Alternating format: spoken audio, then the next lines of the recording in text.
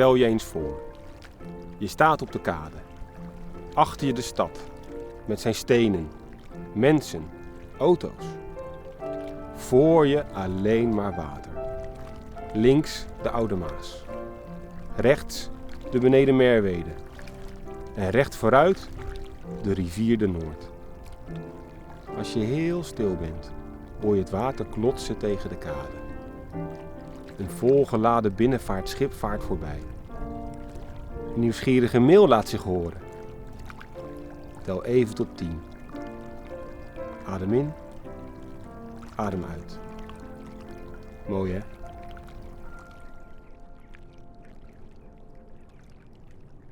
Welkom in Dordrecht.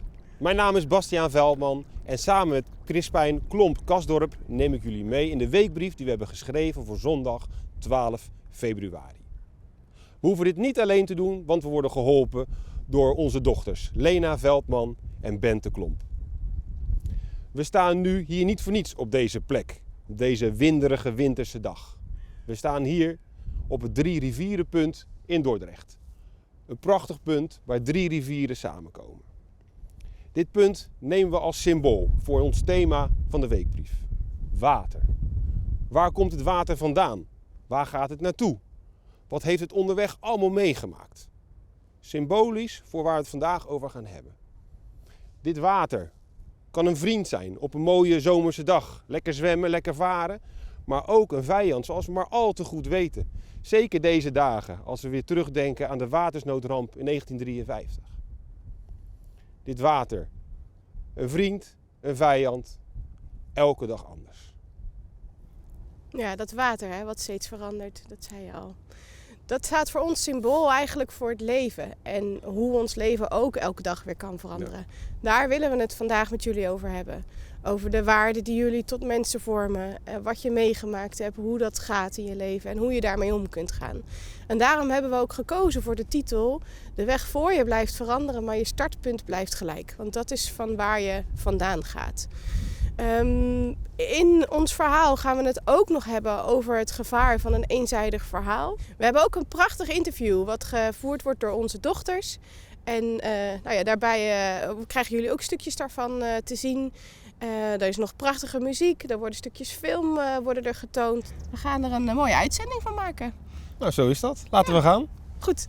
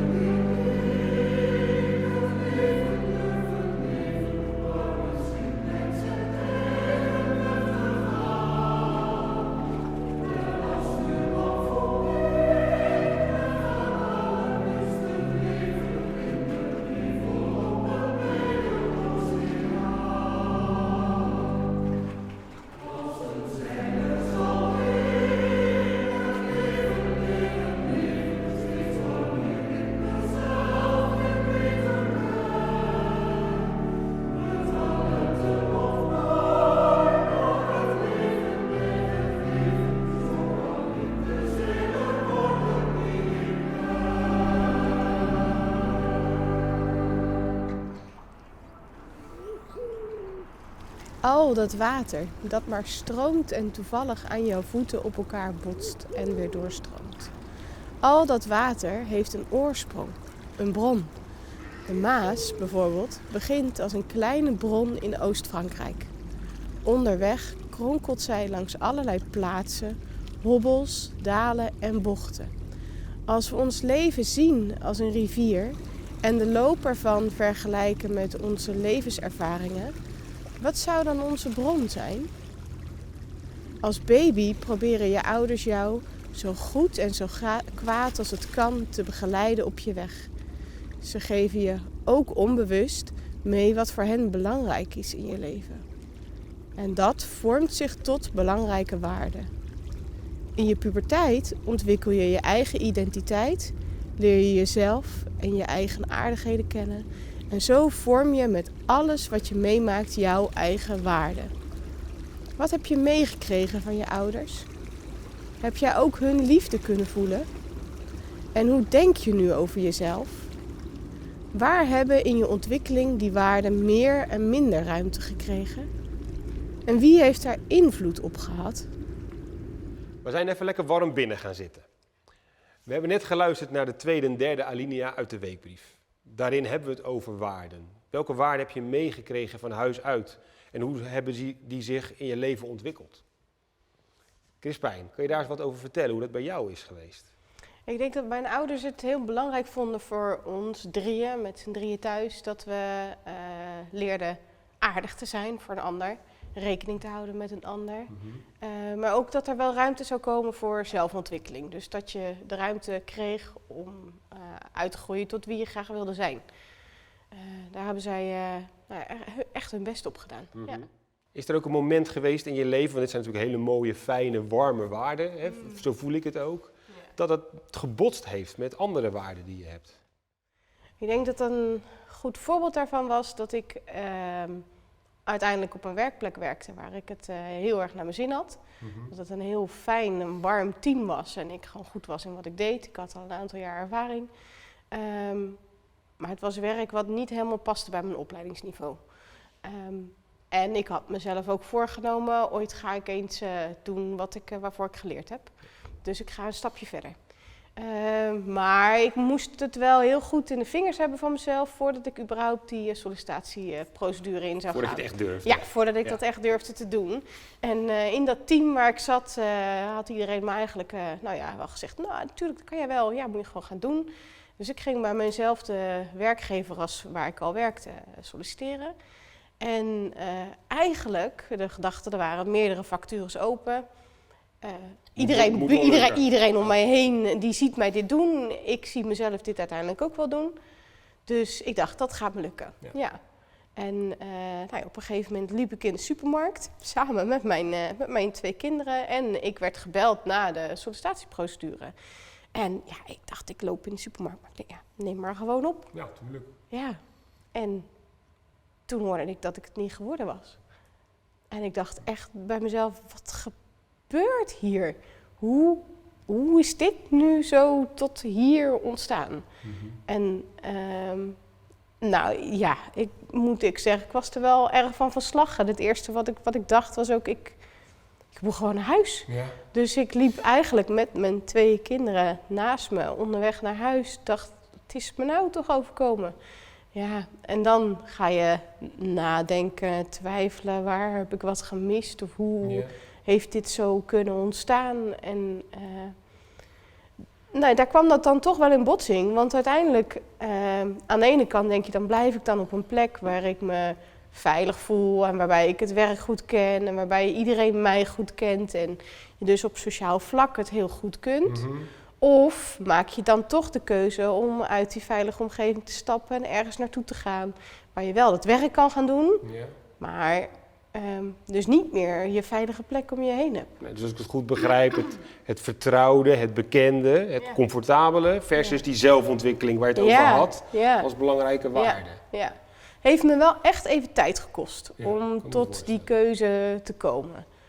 Ik heb gelukkig heel veel lieve mensen om me heen gehad die dat samen met me hebben gedaan. Of die samen de vraag gesteld hebben, maar waar wil je dan naartoe? Hoe wil je dat dan? Hoe zie je dat dan? Ja. Oké, maar hoe heb je dan die afweging gemaakt tussen die 2 waardes? Ja, uiteindelijk gaat op een gegeven moment de ene waarde zwaarder wegen dan de ander.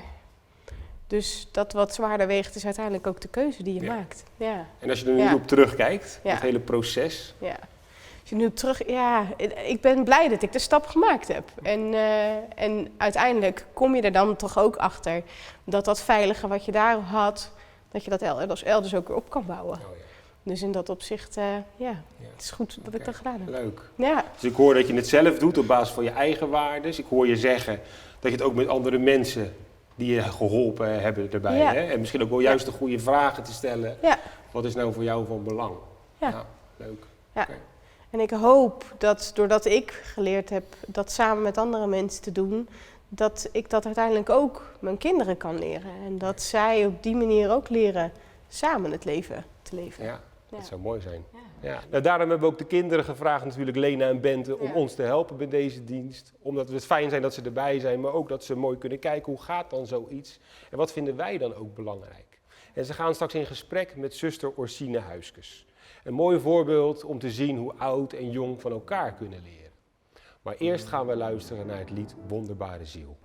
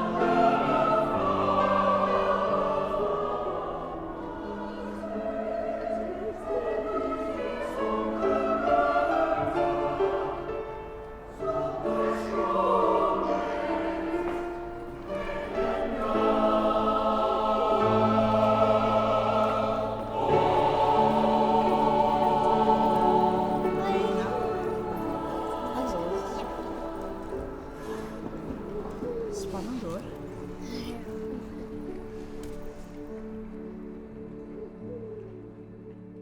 Ik ben Lena, ik ben 11 jaar. Ik ben Bente en ik ben 9 jaar. En En wij we gaan gaan vandaag Tante De Huiskes Huiskes interviewen. Wat is uw superkracht? Waar bent u goed in? Waar ben ik goed in?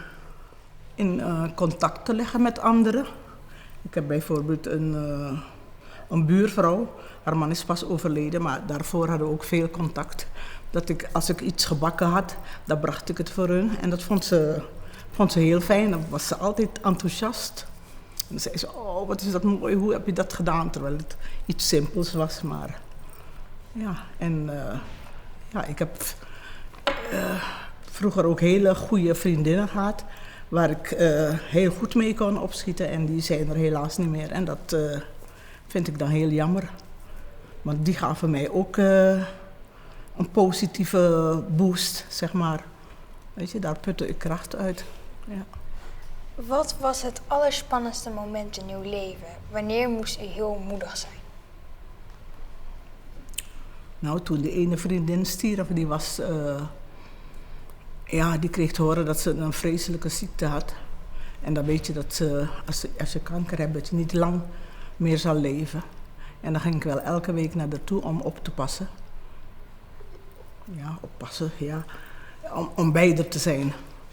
En, want ze had een man die veel ouder was dan zij, dus die kon het niet alleen. En dan ging ik dan helpen. We waren in een ploeg van misschien 6 andere mensen die ook hielpen. Gingen we om de ene dag ernaartoe. En dan, dan was het wel heel moeilijk voor mij, omdat ik wist dat ze het niet zou halen. En de laatste dag was ik degene die had aangeboden om bij haar te zijn. En dat was heel moeilijk voor mij. Maar daar putte ik wel kracht uit, omdat, ja, we konden wel praten, maar ze had veel pijn. Wat heeft u hierbij geholpen? Ja, met anderen praten erover. Ja, veel met anderen praten en die het ook begrepen. Die ook bijvoorbeeld, ik heb ook in die periode heb ik die 2 vriendinnen achter elkaar verloren. De ene begin april en de andere eind april. Wat heeft u hiervan geleerd? En welk advies heeft u voor ons? Ja, wat heb ik hiervan geleerd? Dat het menselijk leven, dat je zo opeens weg kan zijn. Hè? Dat je dankbaar moet zijn voor alles en moet genieten van alle kleine dingen. Wees dankbaar voor alles voor alle kleine dingen die er zijn. Hè? Ook als je opstaat, je vriendin, ook als je ruzie hebt, dat je dat weer goed maakt. Niet eindeloos boos blijft. Want vroeger had ik ook wel het was niet zo leuk dat ik lang boos kon blijven. Dan zei mijn moeder, wees des kinderkens gelijk. Wees als een kind die gouden dingen vergeet. En dat heb ik moeten leren. Denk ik van ja, niet te lang boos blijven, gauw weer goed maken en weer verder gaan. Ja, doen jullie dat ook? Ja. Als je boos bent op je vriendinnetje, ja. Wat is het mooiste moment uit uw leven? Het mooiste moment, ja, wat zou ik zeggen, toen ik mijn kinderen kreeg. Dat is zo mooi, vind ik. Dat kun je niet beschrijven, hoe mooi dat is. Dat vind ik een wonder. Hoe oud bent u? Oh, zal ik even een slokje nemen? Ja, in jullie ogen wel heel oud, denk ik. Hoe oud denk je dat ik ben? Ja, ik weet het niet. Ik denk iets in de 60, 70. Oh, dankjewel. Dat is een groot compliment. Zoiets denk ik ook. Denk je ook iets in de 60? Nou, Ja. je mag er wel 10 bij tellen. In de 70. Echt? Echt waar. En heel ver in de 70 ook. Wat is uw droom? Wat mijn droom is? Mijn droom is dan niet alleen mijn kinderen gelukkig worden, maar ik zou wel willen dat er geen oorlog meer was. Dat de mensen in vrede konden leven. Hè, want al die oorlogen, wat schiet je daarmee op? Ja. Als iedereen vredig naast elkaar kan leven. Blank en bruin, of tegenwoordig zeggen ze wit. Wit en zwart en geel en weet ik veel wat. Ja? We zien er anders uit, maar we streven naar hetzelfde doel. We hebben allemaal dezelfde intentie om vrede overal te brengen. Om een liefdevol mens te zijn. Hè? Dus dat zou ik wel graag willen. Ja? Je begint meestal bij je eigen gezin, bij je kinderen, dat het goed gaat. Want soms heb je ook dat in gezinnen dat kinderen ruzie met elkaar hebben en dat is niet fijn. Dus daar moet je beginnen om het goed te hebben en dan kan je dat uitbreiden naar je buren en familie en vrienden.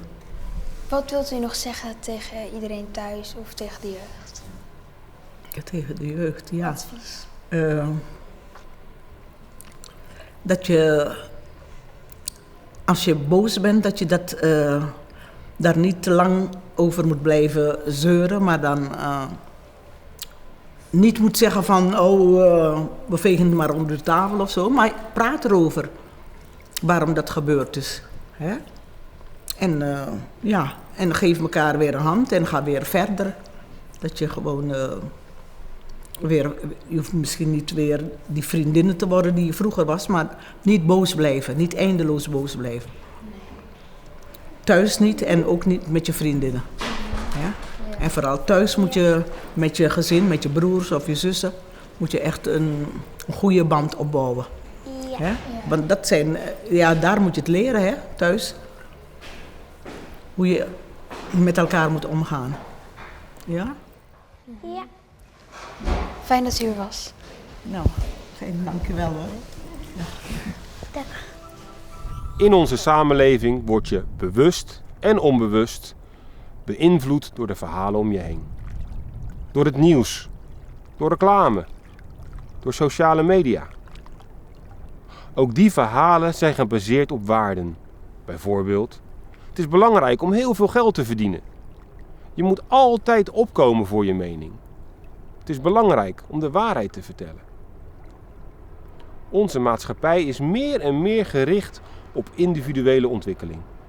Er is steeds meer ruimte voor de mens zelf. Dit kan zorgen voor meer polarisering. Zeker wanneer verhalen neergezet worden als de enige waarheid. Dan gaat het om goed of fout, zwart of wit. Je bent voor ons of je bent tegen ons. Wat doen we als we merken dat dit een ander tekort doet? Willen we een tegengeluid geven wanneer de boodschap anderen kan schaden? Maar doen we dan niet precies hetzelfde? Als ik geloof dat alle mensen voortkomen uit dezelfde bron, doet ieder mens, ieder verhaal, iedere mening ertoe. Ook meningen die eigenlijk niet zo in mijn straatje passen. Maar wiens overtuiging of eenzijdige verhaal zou er dan echt waar zijn? Het is vooral nodig om nieuwsgierig te blijven naar elkaar. Want dat andere verhaal, die andere mening helpt mij om mijn blik te verbreden en niet te verstarren in mijn eigen gelijk. De boeddhistische leermeester Thich Nhat Hanh stelde zichzelf en zijn leerlingen de vraag: weet ik het zeker? We hebben de ander nodig om onszelf steeds weer opnieuw vorm te geven. Als we dit besef onze kinderen meegeven, zou dat dan niet bijdragen aan meer tolerantie in de samenleving? Bij het schrijven van onze weekbrief werden we geïnspireerd door een TED-talk. Een TED-talk van Chimamanda, waarin zij spreekt over het gevaar van een eenzijdig verhaal. Educated and middle-class man. My characters drove cars. They were not starving.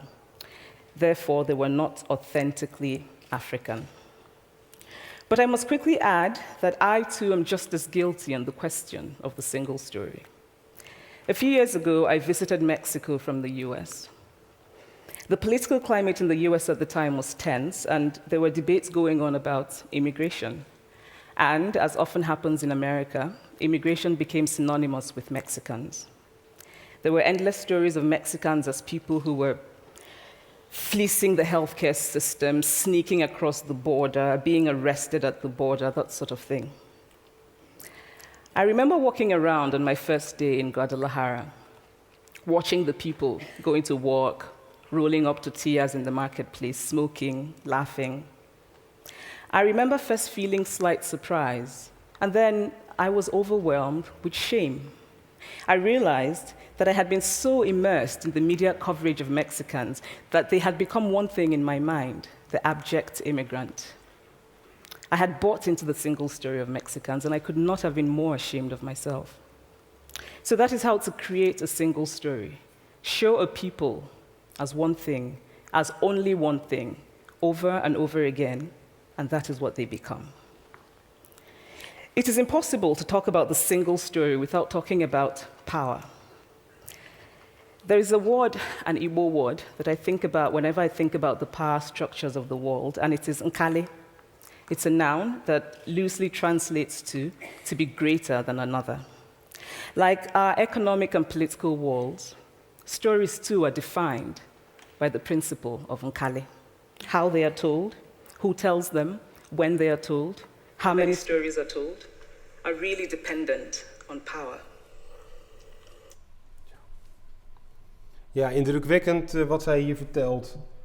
En we hebben natuurlijk in de geschiedenis hier verschrikkelijke voorbeelden van gezien waar zo'n eenzijdig verhaal toe kan leiden.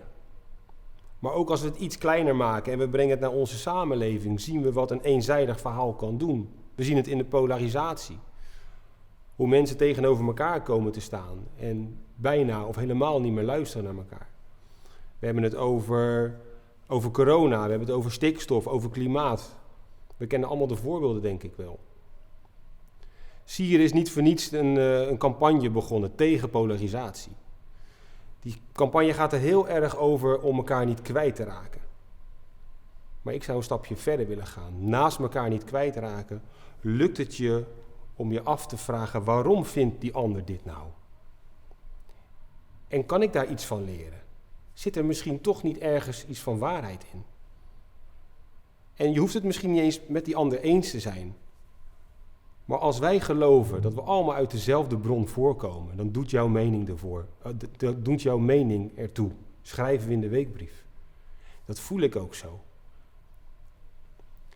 En ik ken het ook in mijn eigen omgeving.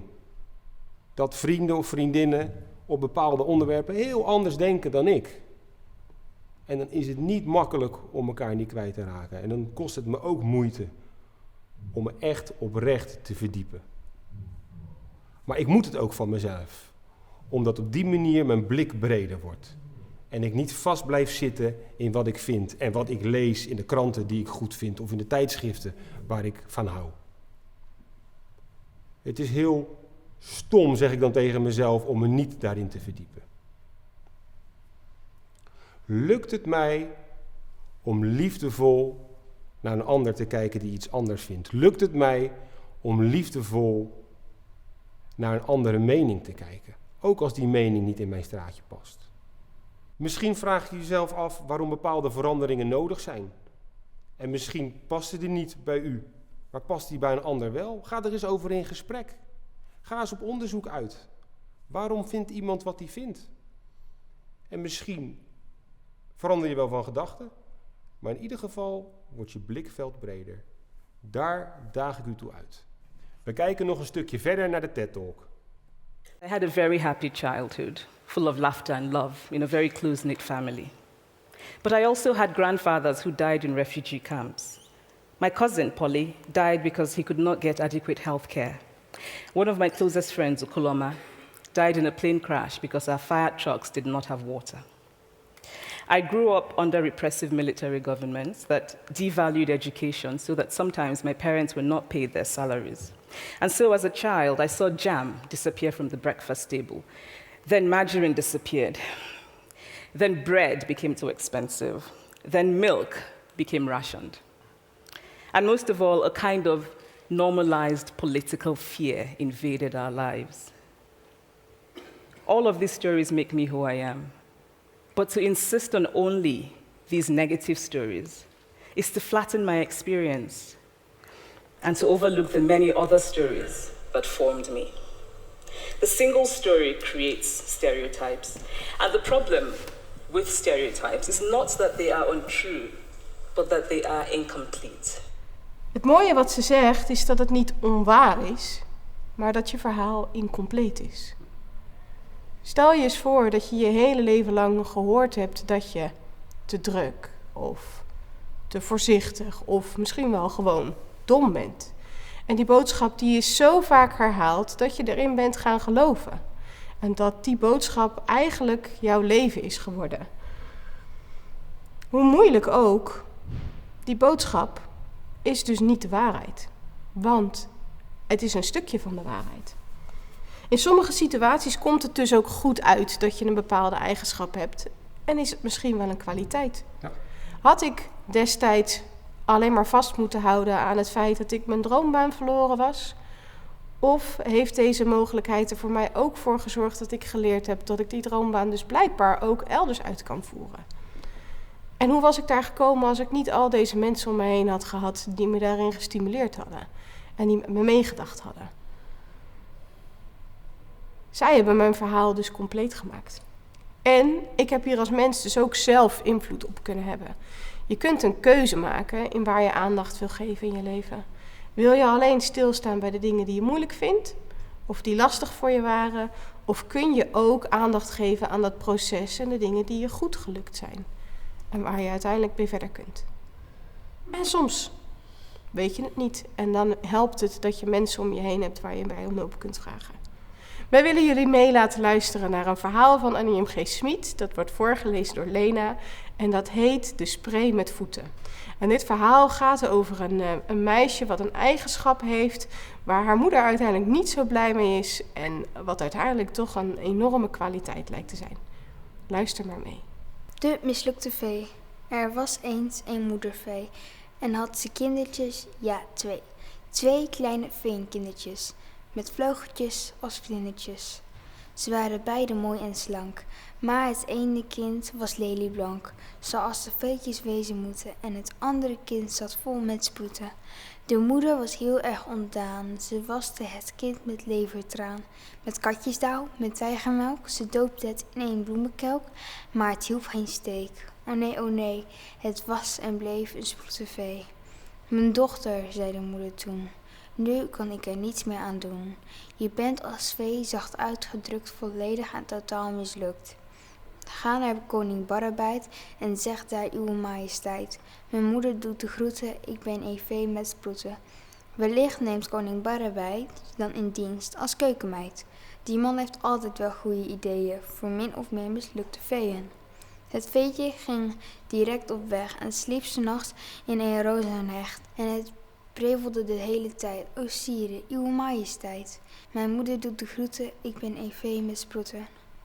En toen ze aankwam in de stad, stond ze te trillen als een blad. De koning opende de deur en zei, goedendag, waar komt die veur? En in wit van zenuwachtigheid zei het veetje, uw majesteit, mijn moeder doet de groeten, ik ben een spree met voeten. Wel, sprak de koning heel beleefd, ik zie wel dat u voeten heeft, maar u bent op mijn oude dag de eerste spree die ik ooit zag. Toen heeft hij dadelijk gebeld en het hele hof kwam aangesneld.